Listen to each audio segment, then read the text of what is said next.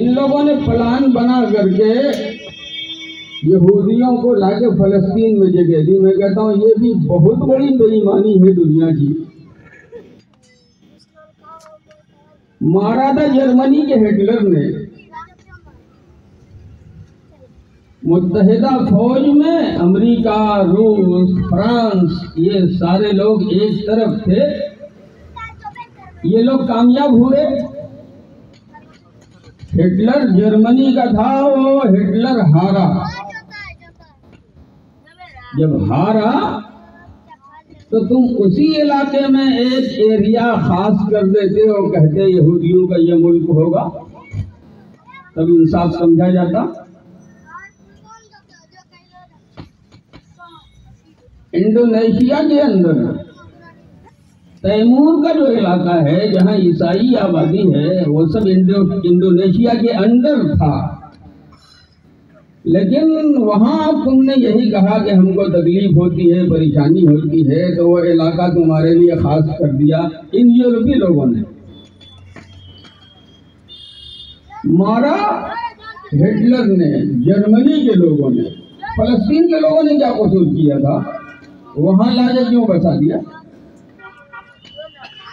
पहली बेईमानी तो ये है। दूसरी बेईमानी ये है कि ये इस्राइल आज से नहीं, 5000 साल से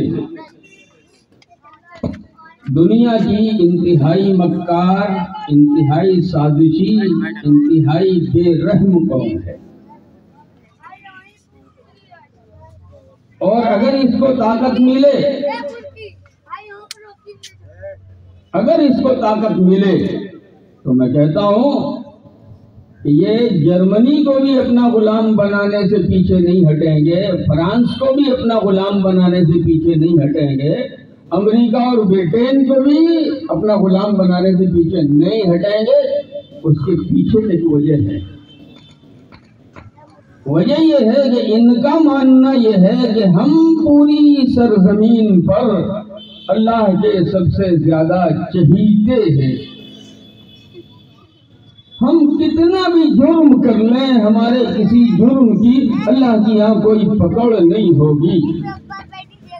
और इन्होंने ऐलान किया, नहनु अब्नाउल्लाहि व अहिब्बाओ, हम अल्लाह के बेटे हैं और हम अल्लाह के चहीते हैं।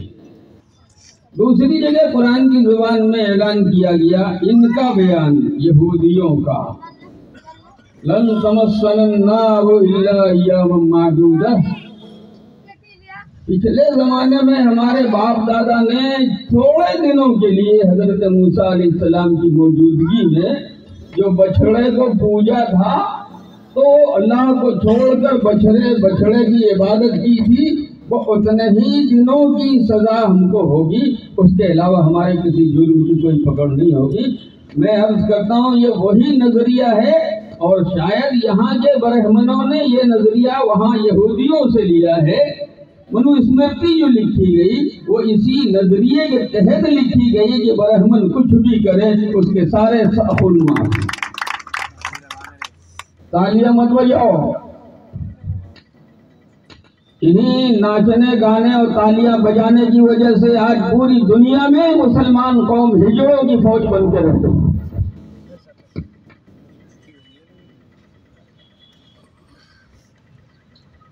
मैं बहुत साफ लफ्जों में कहता हूं,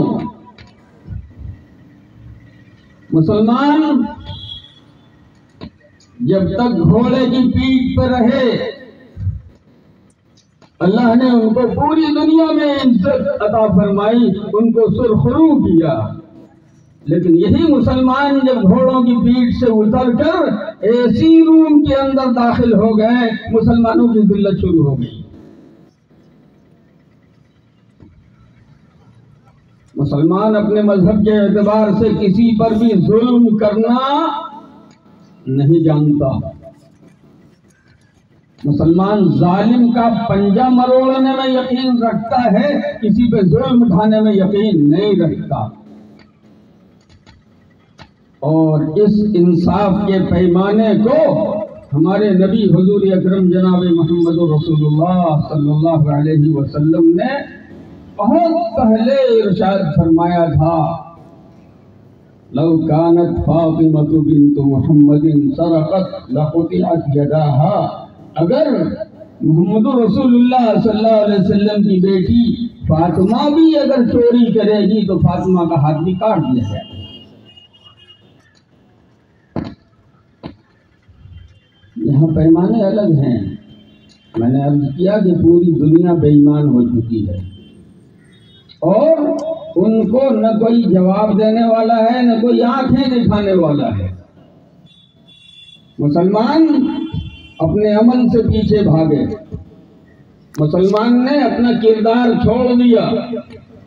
अखलाक की जिस बुलंद चोटी पर इनके नबी ने उनको रखा था उससे उतर गए और खंदक के अंदर जाके गिर गए। और अब मुसलमान बैठ करके मोजज़ों का और चमत्कारों का इंतजार कर रहे हैं। मोजज़ों से तुम्हारा काम हो जाएगा, चमत्कारों से तुम्हारा मसला हल हो जाएगा। याद रखो, अपने क़िबले की हिफाजत तुम्हें खुद करनी है। अपने क़िबले की हिफाजत तुम्हें खुद करनी है। अब अबाबिल का लश्कर नहीं आने वाला। अपने क़िबले की हिफाजत तुम्हें खुद करनी है। अब अबाबिल का लश्कर नहीं आने वाला। तुम कहते हो अल्लाह की मदद आएगी, मैं कहता हूं बकवास करते हो।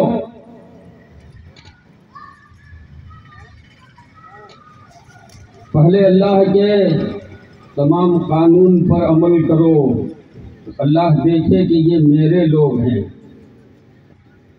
और उसके बाद चाहे मुट्ठी भर हो, अपने सरों को हथेलियों पर लेके मैदान में आओ। कुछ जानों का नजराना अल्लाह के यहाँ पेश करो, तब उसके बाद अल्लाह की मदद भी आएगी, इंकलाब भी आएगा, अल्लाह तुम्हें गलबा भी अता फरमाएगा। लेकिन पूरी दुनिया में मुसलमानों का हाल ये है, मेरे भाइयों, मेरे दोस्तों, मेरे बुजुर्गों, वो सबकी मानने को तैयार है। अगर नहीं मानना चाहता तो अल्लाह की, और नहीं मानना चाहता तो अल्लाह के रसूल सल्लल्लाहु अलैहि वसल्लम की। और इस माहौल में जब तक आपने अपने को नहीं बदला, अपना किरदार नहीं बदला, अपना तरीक़ा नहीं बदला, बैठ के मोजज़ों के इंतज़ार में पड़े रहोगे। मैं समझता हूँ कि ये किसी दीवाने का ख्वाब तो हो सकता है, इसके अंदर कोई सच्चाई नहीं हो सकती। बहरहाल मैं ये अर्ज़ करना चाह रहा था कि वो एक रिश्ता ईमान का जो एक ईमान वाले से है, चाहे वो दुनिया के किसी कोने में बसता हो। हम यहाँ हैं, जैसा कि बात इससे पहले भी आ चुकी, कुछ नहीं कर सकते तो कम से कम अपने ईमान वाले भाइयों के साथ अपनी मोहब्बत तो दिखा सकते हैं। और एक सवाल पैदा होता है, एक सवाल पैदा होता है। लोग पूछते हैं कि मौलाना अगर कुरान सच्चा है तो मुझे ये बताओ, अल्लाह ताला ने 2 जगह ये इरशाद फरमाया, ज़ुरिबत अलैहिमुज़ ज़िल्ला। मौलाना अफजल ने भी ये आयत पढ़ी, ज़ुरिबत अलैहिमुज़ ज़िल्ला ऐनमा सुक़िफ़ू। दूसरी जगह फरमाया, ज़ुरिबत अलैहिमुज़ ज़िल्लतु वल मस्कनतु व बाऊ बिग़ज़बिन मिनल्लाह। अल्लाह ने ज़िल्लत इनके लिए मुक़द्दर कर दी है, मस्कनत भी इनके लिए मुक़द्दर कर दी है। मस्कनत का मतलब क्या है? उनको हुकूमत हासिल नहीं होगी, दर बदर मारे मारे फिरेंगे, हम देख रहे हैं कि छोटा सा इसराइल है, वो पूरे अरबों को पीट रहा है, दंदना रहा है, पूरी दुनिया से अपनी बात मनवा रहा है, आंख दिखाता है तो अमेरिका भी उसके आगे दुम हिलाने लगता है। कुरान का ये वादा कहाँ गया? कुरान ने जो कहा था कि उसके ऊपर जिल्लत मुकर्रर, उसका ठप्पा लगा दिया गया। गुरिबत का तर्जुमा यही है, ठप्पा लगा दिया गया, जिल्लत का भी और मस्कनत का भी। लेकिन इसके बावजूद हम देख रहे हैं कि इसराइल अंदर से पूरी दुनिया पे राज कर रहा है। मीडिया उसके कब्जे में है, इकोनॉमी उसके कब्जे में है, और सब कुछ उसके कब्जे में है। वहां पर जो थोड़ा सा मुल्क है इसराइल, वो अरबों को जब चाहता है, जहां चाहता है, गुलामों के जैसा सलूक करता है। तो फिर ये कुरान का वादा कहाँ है? मैं कहता हूँ बहुत साफ लफ्जों में सुनो मेरे दोस्तों, मेरे बुजुर्गों, कुरान ने सच बयान किया। कुरान के बयान में कोई कमी झोल नहीं है। वहां फरमाया था इल्ला बिहब्लिम मिनल्लाह व हब्लिम मिनन्नास। ये उस वक्त तक रहेगा जब तक उसको बाहर से कोई सपोर्ट नहीं मिलेगा, कोई बैसाखी नहीं मिलेगी। बैसाखी मिलेगी तो उस बैसाखी की वजह से वो कुछ दिनों तक टिका रह जाएगा। और दरपर्दा यहीं से एक बात मालूम होती है कि इसराइल जो भी कर रहा है उसमें उसके अमल से ज्यादा हमारी बेईमानियों का दखल है। हम बेईमान हुए, हमने अपना तरीका छोड़ा, हमने अपना रास्ता छोड़ा। ये जरा सा इलाका गर्भवतिया भर का और सुल्तानगंज से लेके कहलगांव तक, ये सब हमारा इलाका। और ये छोटा सा गर्भवतिया, और यहाँ के रहने वाले बेईमान हो जाएं, खुदा न करे, और यहाँ के रहने वाले जुल्म करने लगे, यहाँ के रहने वाले जिसको न किसको जो चाहे सो करने लगे, जिसके घर पे चाहे हमला कर लें, जिसके बच्चे को चाहे ले जाके शहीद कर डालें, जिस औरत की चाहे उसका निकाब उतरवाएं और उसको जलील करें बीच बाजार में।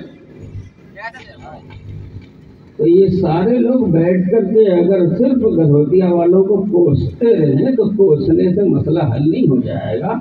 देखना ये होगा कि वहां से लेके वहां तक तुम सारे के सारे हो, तुमने क्या किया।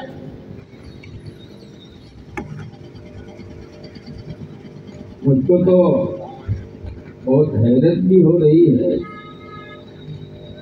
ये इलाका अपना यहाँ से वहां तक इस नाम पे बुलाया गया था तो तुम भूल जाते कि किसने बुलाया है,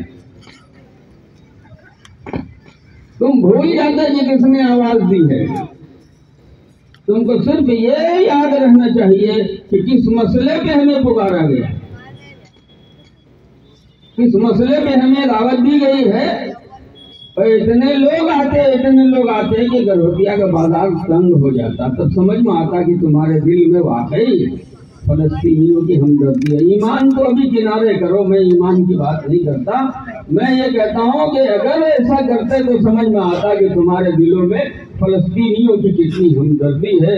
और अगर ये नहीं है, मैं कहता हूँ कि फलस्तीनियों का नाम भी तुम तफरीह के लिए लेते हो। कुछ लोग डूब रहे होते हैं, कुछ लोग टीवी पे मजा ले रहे होते हैं। वही काम किया हमने। मेरे कहने के लिए कुछ बचा नहीं है। मैं सिर्फ ये अर्ज करना चाहता हूँ कि अभी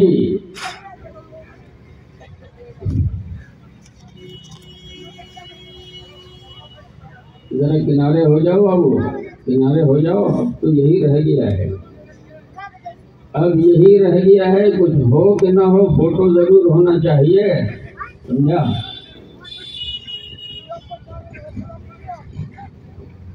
अब एक तस्वीर आई थी मेरे सामने हज के मौके की, और उसकी हेडिंग थी हरम में हैं, हरम में हैं मगर सब गैर हाजिर। हरम में हैं मगर सब गैर हाजिर। क्यों?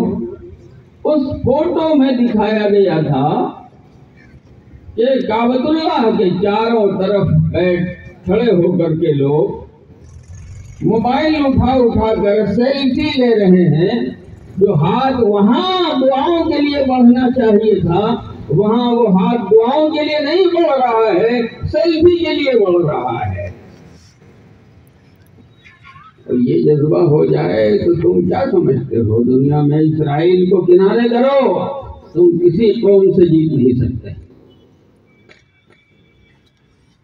जब तुम्हारा ये मिजाज बन जाए, जब तुम्हारा ये माहौल हो जाए, जब तुम्हारे अंदर ये सिफत पैदा हो जाए, तो कुछ सिफतें होती हैं मार खाने की और कुछ सिफतें होती हैं इज्जत पाने की। इज्जत पाने वाली सिफतों को अपने अंदर से निकाल के रख दिया, मार खाने वाली सिफतें अपने अंदर दाखिल कर ली। चोरी की आदत लग गई, बुरी लग गई, बदकारी की आदत लग गई, बुरी लग गई, तो क्या समझते हो तुम मार नहीं खाओगे? अभी जो सिफतें पैदा हो गई हैं ईमान वालों के अंदर, वो सिर्फ मार खाने वाली सिफतें पैदा हो गई हैं। मेरे दोस्तों, मेरे बुजुर्गों, वहां का जो मसला है हमदर्दी इख्तियार करो, वो अपनी जगह है। मैं अभी आते आते गाड़ी में बात कर रहा था,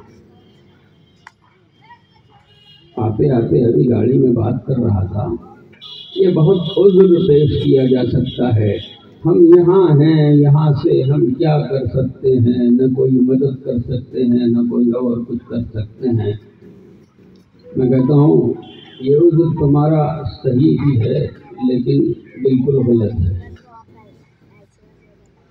तुम्हारा उज़्र मुमकिन है कि सही हो, लेकिन मेरी नज़र में तुम्हारा उज़्र ये सही नहीं है, बिल्कुल गलत है। अपने इलाके की बुनियाद पर पहले तुम ये बता दो कि कहीं भी अपने ही इलाके में तुम्हारे किसी भाई पर जुल्म हुआ तो तुमने क्या किया। उसी से नापा जाएगा, उसी से तौला जाएगा। वो जज्बा तुम्हारे अंदर, जहाँ तुम